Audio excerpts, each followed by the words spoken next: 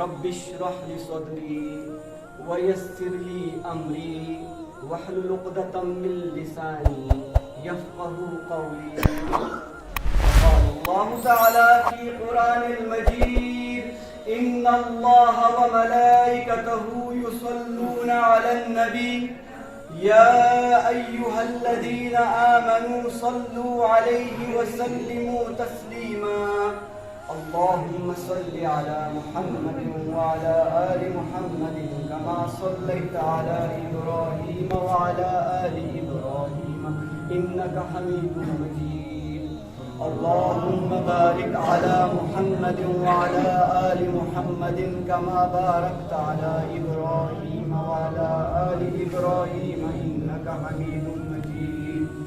اللهم صل على محمد وعلى آل محمد كما صليت على إبراهيم وعلى آل إبراهيم إنك حميد مجيد. اللهم بارك على محمد وعلى آل محمد على إبراهيم وعلى آل إبراهيم إنك حميد مجيد.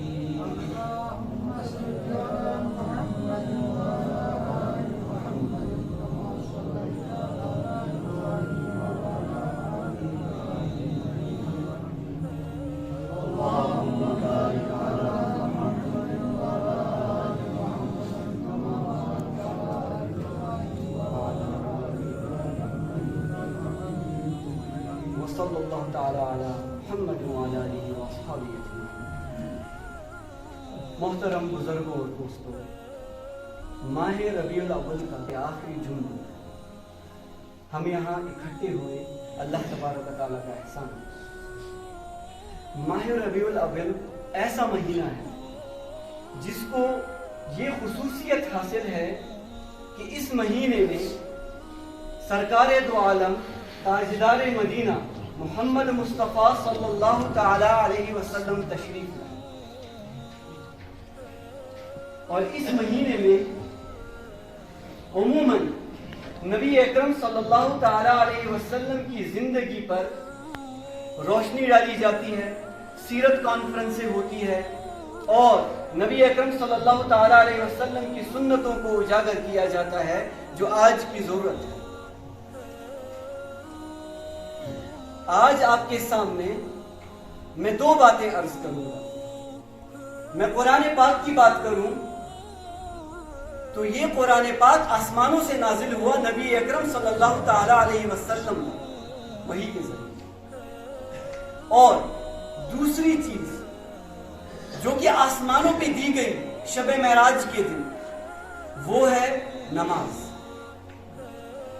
تو پہلی آیت جو میں نے آپ کے سامنے تلاوت کی، وہ آیت میں نے لی سورۃ الفرقان سے، آیت نمبر 30 کہ قیامت کے روز نبی اکرم صلی اللہ تعالی علیہ وسلم شکوہ کریں گے اللہ تبارک و تعالیٰ کے حضور اور کہیں گے وقال الرسول ان قوم اتخذوا هذا القرآن مہجورا، کہ اے میرے رب، میرے اس قوم نے قرآن پاک کو پس پش ڈال دی. تو پہلی چیز جو کہ آسمانی ہے، جو ہمارے بیچ میں آج بھی ہے، وہ ہے قرآن پاک. اور دوسری چیز جو کہ آسمانی ہے، جو آج ہمارے بیچ میں ہے، وہ ہے نماز. ایک وحی کے ذریعے آسمانوں سے اترتی ہے جبریل امین علیہ السلام کے ذریعے، اور ایک آسمانوں پہ جا کے ملتی ہے جسے ہم کہتے ہیں نماز. ان صلاتی و نسکی و محیایا و مماتی للہ رب العالمین، بے شک میری نماز، میری قربانی، و محیایا اور میرا جینا، و مماتی اور میرا مرنا صرف اللہ کے لیے. کیا سچ میں آج ہماری نماز اللہ تبارک و تعالیٰ کے لیے ہے؟ نماز پہ آنے سے پہلے میں اس گنے کی بات کرتا ہوں جو قیامت کے روز نبی اکرم صلی اللہ تعالی علیہ وسلم کریں گے. ان قوم اتخذوا هذا القرآن مہجورا، کہ یہ میری قوم ہے جس جس نے قرآن پاک کو چھوڑ دیا، پس پش ڈال دیا۔ اس کی ضمن میں ایک حدیث یہاں بیان کرنا چاہتا ہوں۔ یہ حدیث صحیح مسلم سے، حدیث نمبر ہے 2005۔ راوی ہے جابر بن عبداللہ رضی اللہ تعالیٰ عنہ، کہ جابر بن عبداللہ رضی اللہ تعالیٰ عنہ یہ بیان کرتے ہیں کہ جب بھی نبی اکرم صلی اللہ تعالیٰ علیہ وسلم خطبہ دینے کے لیے کھڑے ہوتے تو سب سے پہلے حمد و ثنا کرتے، جو میں نے شروعات میں کہا کہ ان الحمد للہ۔ پھر اس کے بعد نبی اکرم صلی اللہ تعالیٰ علیہ وسلم اما بعد فرماتے فَإِنَّ خَيْرَ الْحَدِيثِ کتاب اللہ۔ اگر دنیا میں کوئی سب سے بہترین کلام ہے، کوئی بات ہے، کوئی کتاب ہے تو وہ ہے کتاب اللہ۔ اس کے بعد نبی اکرم صلی اللہ تعالیٰ علیہ وسلم فَإِنَّ خَيْرَ الْحَدِي حدی محمد صلی اللہ علیہ وسلم، اور سب سے بہترین ہدایت ہے محمد صلی اللہ تعالیٰ علیہ وسلم۔ وَشَرَّ الْأُمُورِ مُحْدَثَتُهَا وَكُلُّ مُحْدَثَةٍ بِدْعَةٍ، اور ہر وہ نئی چیز جو آپ گڑھ رہے ہیں اسلام میں، دین میں، وہ بدعہ ہے۔ وَكُلُّ بِدْعَةٍ ضَلَالَةٍ، اور ہر بدعت ضلالہ ہے، یعنی گمراہی ہے۔ کل ضلالۃ فی النار، اور ہر ضلالت آپ کو جہنم رسید کرے گی۔ آپ کو توجہ دلاؤں گا اس بات پہ کہ فَإِنَّ خَيْرَ الْحَدِيثِ کتاب اللہ، کہ سب سے بہترین بات کتاب اللہ ہے۔ ایک اور حدیث ہے حضرت ابو مالک اشعری رضی اللہ تعالیٰ عنہ کہ نبی اکرم صلی اللہ تعالیٰ علیہ وسلم نے فرمایا کہ پاکیزگی ایمان ہے، الحمدللہ ترازو کو بھر دیتا ہے، سبحان اللہ اور الحمدللہ آسمانوں اور زمین کی جتنی بھی وسعت ہے ان کو بھرپور بھر دیتا ہے، لیکن نماز نور ہے، صبر روشنی ہے، قرآن تمہارے حق میں یا تمہارے خلاف دلیل ہے۔ اور نبی اکرم صلی اللہ تعالیٰ علیہ وسلم کے الفاظ کچھ یوں ہیں وَالْقُرْآنُ حُجَّةً لَكَ أَوْ عَلَيْكَ، کہ یہ قرآن یا تو تمہارے حق میں حجت ہوگا یا تو تمہارے خلاف حجت ہوگا قیامت کے دن۔ نبی اکرم صلی اللہ تعالیٰ علیہ وسلم فرماتے ہیں کہ سب سے بہترین کلام کلام اللہ، اور یہی وہ کلام ہے جو یا تو تمہارے حق میں حجت ہوگا یا تو تمہارے خلاف حجت ہوگا قیامت کے روز۔ وَالْقُرْآنُ حُجَّةً لَكَ أَوْ عَلَيْكَ، اور آج ہم اسی قرآن سے روگردان کر رہے ہیں۔ قرآن جسے کہتے ہیں دنیا میں سب سے زیادہ پڑھی جانے والی کتاب، لیکن قرآن دنیا میں سب سے کم عمل کری جانے والی کتاب، اور مسلمانوں کا برائی کی طرف آنا، مسلمانوں کا بدترین حال ہونا، مسلمانوں پہ ظلم و ستم ہونا، اس کی وجہ ہے کلام اللہ سے دوری، قرآن پاک سے دوری۔ کہ آپ ذرا غور کریں کہ آخری بار آپ نے قرآن کو کب چھوا، آپ نے کب تلاوت کی، کب آپ نے قرآن کا حق ادا کیا؟ کیونکہ نبی اکرم صلی اللہ تعالیٰ علیہ وسلم قیامت کے روز یہ شکوہ کرنے والے ہیں اللہ سے کہ ان قوم اتخذوا هذا القرآن مہجورا، کہ اے اللہ میری اس قوم نے قرآن کو ترک کر دیا، میری اس قوم نے قرآن کو چھوڑ دیا۔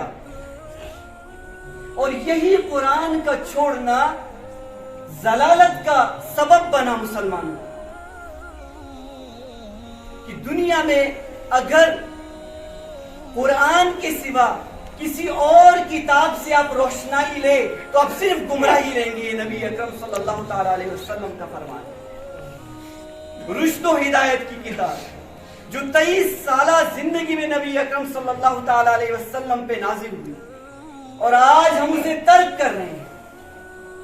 یہ کلام اللہ ہے، کہ نبی اکرم صلی اللہ تعالیٰ علیہ وسلم کا فرمان ہے کہ یہ وہ قرآن ہے کہ اگر آپ اس کا ایک حرف پڑھیں گے، ایک حرف کے بدلے آپ کو 10 نیکی لکھی جائے گی. یعنی میں بات کر رہا ہوں الف لام میم، الف ایک حرف تو 10 نیکی، لام دوسرا حرف تو 10 نیکی، میم تیسرا حرف تو 10 نیکی، کل ملا کے 30 نیکی. عبداللہ ابن عمر رضی اللہ تعالیٰ عنہ کی ایک حدیث ہے، 2 ہی قسم کے شخص ہیں جن سے حسد کیا جا سکتا ہے. نبی اکرم صلی اللہ تعالیٰ علیہ وسلم نے فرمایا، پہلا وہ شخص جس نے قرآن پڑھا اور قرآن کا حق ادا کیا اور راتوں کو اٹھا، قرآن کی تلاوت کی، نماز میں قرآن کا حق ادا کیا، اس شخص پہ حسد کرنے کی گنجائش ہے. اور دوسرا شخص وہ جس کو مال دیا گیا، جس کو پیسے دیے گئے، جس کو زمین دی گئی، جائیداد دی گئی، اور جس نے اللہ کے راستے میں خرچ کیا. علامہ اقبال فرماتے ہیں کہ وہ زمانے میں معزز تھے مسلمان ہو کر، اور تم خوار ہوئے تارک قرآن ہو کر. یہ کون مسلمان تھے جو کہ معزز تھے؟ یہ مسلمان تھے صحابہ کرام رضوان اللہ تعالی علیہم اجمعین. جب آپ سے پوچھا جائے کہ نبی اکرم صلی اللہ تعالی علیہ وسلم کا سب سے بڑا معجزہ کیا ہے، کہ نبی اکرم صلی اللہ تعالی علیہ وسلم کا اگر سب سے بڑا معجزہ ہے تو وہ قرآن. اِنَّا نَحْنُ نَزَّلْنَا الذِّكْرَ وَإِنَّا لَهُ لَحَافِظُونَ. بے شک یہ ہمارا ذکر ہے، ہمارا قرآن ہے، اور ہم اس کے محافظ ہیں تا قیامت. کہ جس کی حفاظت کا ذمہ اللہ تبارک و تعالیٰ نے اپنے ذمے لیا، اور تا قیامت یہ کتاب ایسی ہی رہی. یہی وہ کتاب ہے جو کہ آپ کو راہ راست پہ لے جاتی ہے، جو آپ سے کہتی ہے کہ نماز ادا کرو. یہی وہ کتاب ہے جو کہ کہتی ہے کہ زکوٰۃ ادا کرو. یہی وہ کتاب ہے جو کہ برائی سے روکتی ہے. یہی وہ کتاب ہے جو کہ اچھائی کی طرف بلاتی ہے، اور ہم آج اسی کتاب سے دور پھر رہے ہیں، کوسوں دور. اللہ تبارک و تعالیٰ سورہ شورى میں فرماتے ہیں وَلَكِنْ جَعَلْنَاهُ نُورًا نَهْدِي بِهِ مَن نَّشَاءُ مِنْ عِبَادِنَا، کہ بے شک ہم نے اس قرآن کو نور بنایا، اور جو عبادت والے اس سے ہدایت لینا چاہیں تو اس کو ہدایت دیں گے. یعنی ہدایت کا صرف ایک ہی راستہ ہے، وہ ہے قرآن پاک. اگر آپ ہدایت کہیں اور ڈھونڈیں گے تو یاد رکھنا دلالت کے سوا، گمراہی کے سوا کچھ نہیں حاصل ہونے والا. اگر ہدایت کی کوئی کتاب ہے تو وہ قرآن ہے. صحابہ کرام رضوان اللہ تعالی علیہم اجمعین کو شغف سب سے زیادہ قرآن سے تھا. قرآن سے کبھی دور نہیں ہوئے، کبھی نہیں. کہ ایسا کبھی موقع ہی نہیں آیا کہ جب بھی ان کو کوئی مسئلہ درپیش ہوتا تھا قرآن کی طرف رجوع کرتے تھے. جب بھی ان کو مصیبت آتی تھی تو قرآن کی طرف رجوع کرتے تھے. تبھی تو سب سے زیادہ معزز تھے کہ وہ معزز ہوئے زمانے میں مسلمان ہو کر، اور تم خوار ہوئے تارک قرآن ہو کر. ذرا تزکیہ کرے اپنے نفس کا کہ آخری بار قرآن پاک کو کب آپ نے ہاتھ لگایا، اور آپ کے گھر کے کس الماری پہ وہ قرآن پڑا ہوا ہے، اور دیکھیں اس پہ گرد کتنی جمع ہوئی.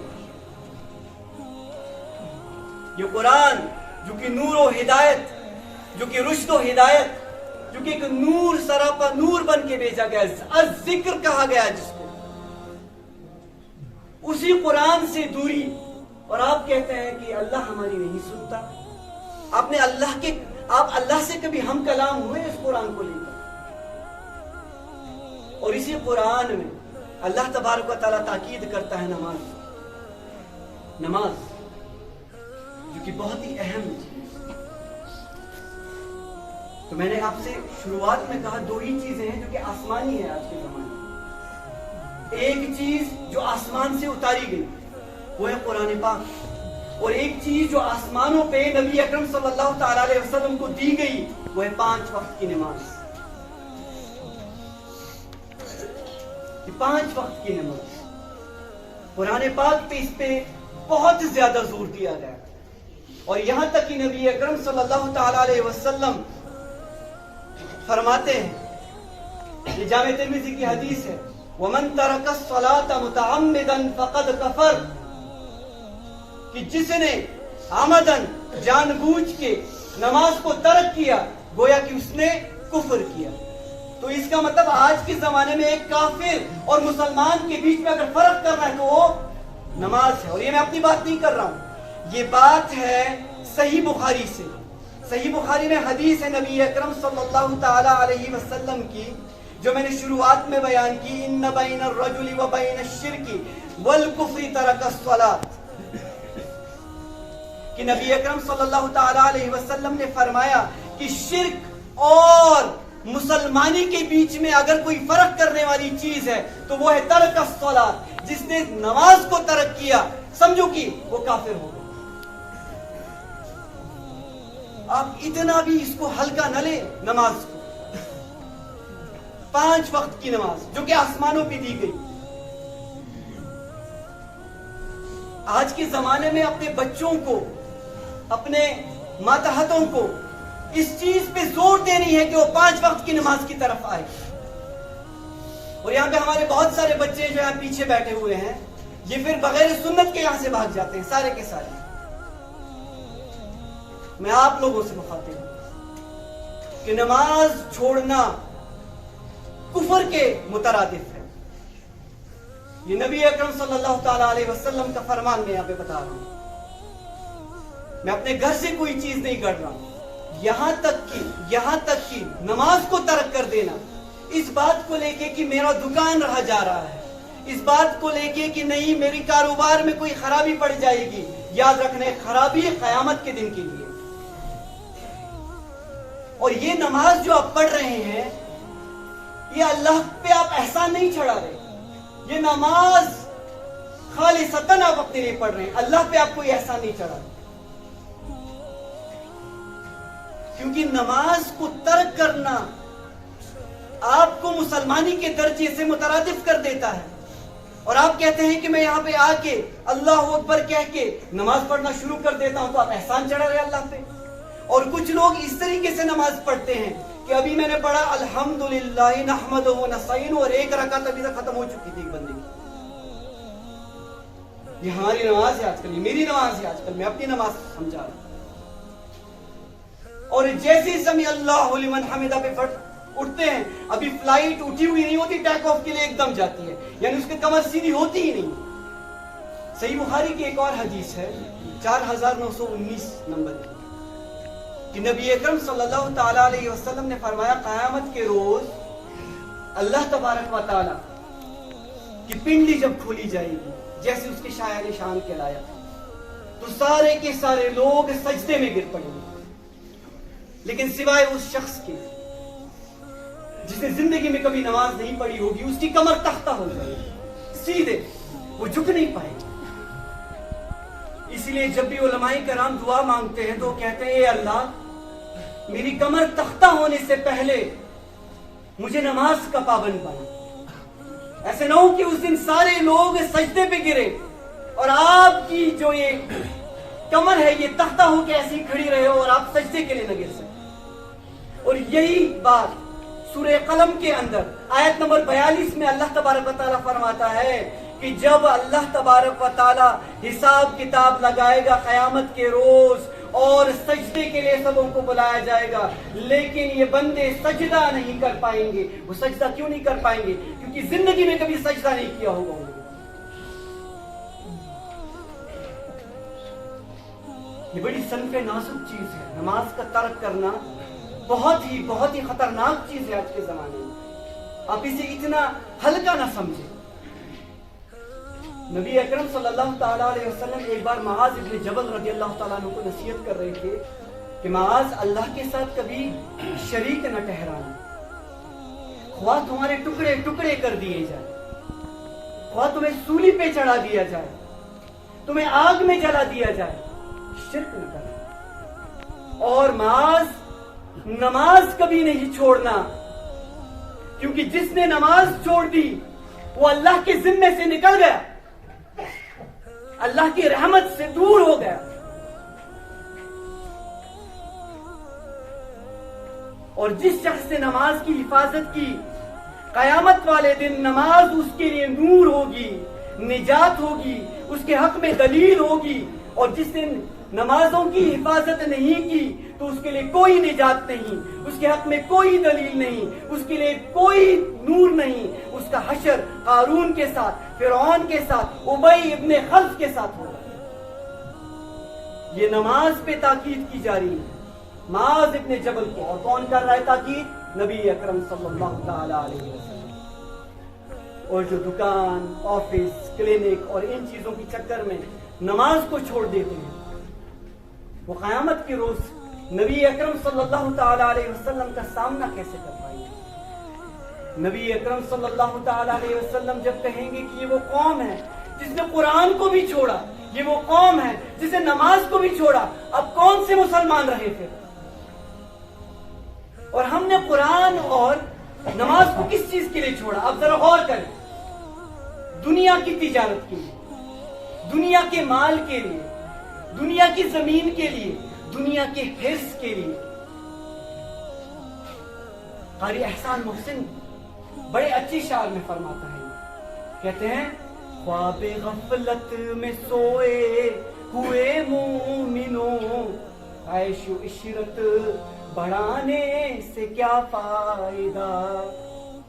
خواب غفلت میں سوئے ہوئے مومنوں، عیش و عشرت بڑھانے سے کیا فائدہ؟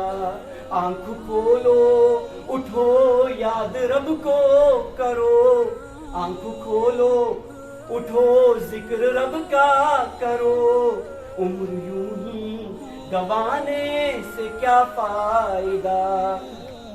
اپنے رب کو جوانی میں بھولا ہے تو، اور طاقت کے بوتے پہ پھولا ہے تو، جب جوانی ڈلے گی تو پچھتائے گا، جب جوانی ڈلے گی تو پچھتائے گا، ایسے رونے رلانے سے کیا فائدہ؟ قاری احسان محسن کہتے ہیں کہ اپنی جوانی کے بلبوتے پہ، اپنی طاقت کے بلبوتے پہ، زور کے، پیسے کے، نماز کو چھوڑ دیا، قرآن کو چھوڑ دیا، ذکر کو چھوڑ دیا، اللہ کو بھول گئے۔ قیامت کے روز جب کمر تختہ ہو جائے گی، سجدے کو نہیں گر پاؤ گے، اس کمر کو تختہ ہونے سے پہلے سجدہ تو کر آج دنیا میں۔ وہ جو نور و ہدایت کا ایک پیکر بن کے ایک کتاب آپ کے سامنے لائی گئی، اس کتاب کو چھوڑ دیا، کس چیز کے لیے؟ 4 دن کی زندگی کے لیے۔ عموماً ایک جوان انسان 30 سال کا، 25 سال کا، 40 سال کا، کتنی زندگی رہی ہوگی اب؟ 20 سال، 10 سال؟ کیا آپ کہہ سکتے ہیں کہ عصر تک آپ زندہ رہیں گے؟ یہ بڑی مشہور حدیث ہے کہ جب انسان کو قبر میں اتارا جاتا ہے تو 3 سوال پوچھے جاتے ہیں۔ ان سوالوں میں سب سے پہلا سوال ہوتا ہے من ربک، کہ بتا تیرا رب کون ہے۔ دوسرا سوال ہوتا ہے من نبی، کہ تیرا نبی کون ہے۔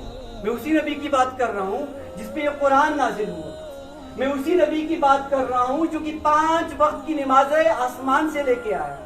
جو 5 وقت کی نمازیں نہیں پڑھتا وہ نبی کو کیسے پہچانے؟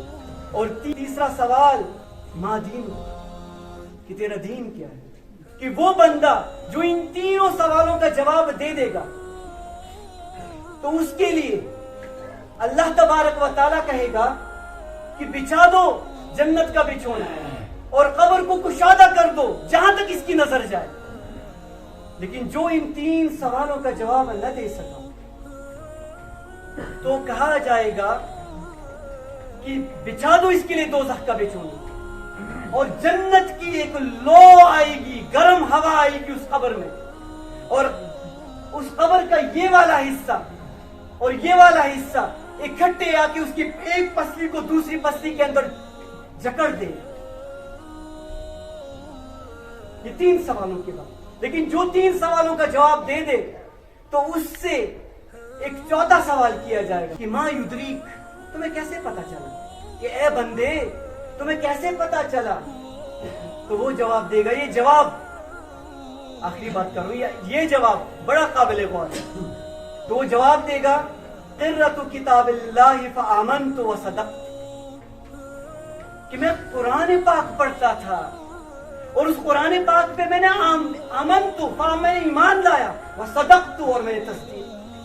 تو سوالوں کا جواب اب کیسے دے پائیں گے؟ عربی سیکھ کے نہیں، قرآن پڑھیں، نمازیں پڑھیں، اللہ کی طرف آئیں، اور اللہ تبارک و تعالی ہمیں قبر کے عذاب سے بچائے، محیا و ممات کے فتنے سے بچائے، دجال کے فتنے سے بچائے، اور ہمیں دین پہ لگائے، اور ہمیں عمل والی زندگی عطا کرے، ہمیں قرآن والی زندگی عطا کرے، ہمیں قرآن کی طرف نسبت عطا کرے، ہمیں نمازوں پہ شغل عطا کرے، ہمارے سروں میں سجدہ کرنے کی تڑپ عطا کرے، ہمارے دلوں میں قرآن کی عظمت عطا کرے۔ سبحانک اللہم و بحمدک